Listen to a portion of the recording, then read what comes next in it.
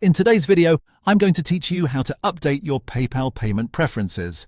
This is a quick and simple process, and it's useful if you want more control over how PayPal chooses to pay when you make a purchase.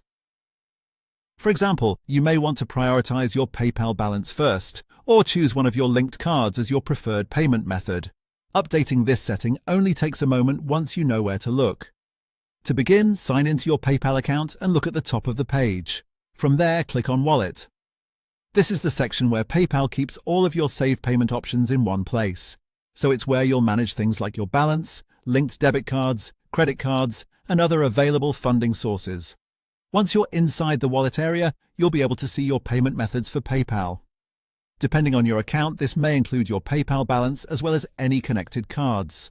Take a moment to review the options shown on the screen so you can decide which one you want PayPal to use by default when you check out. Next, click on the payment method you want to set as your preferred option. After selecting it, look for the setting or button that says Set as Preferred and then click it. Once you do that, PayPal will update your preference, and that selected payment method will now be the default choice for future eligible payments. And that's it, your PayPal payment preference has been updated. As a helpful tip, it's always a good idea to double-check that the correct payment method is selected after making changes, especially if you use PayPal often for online purchases.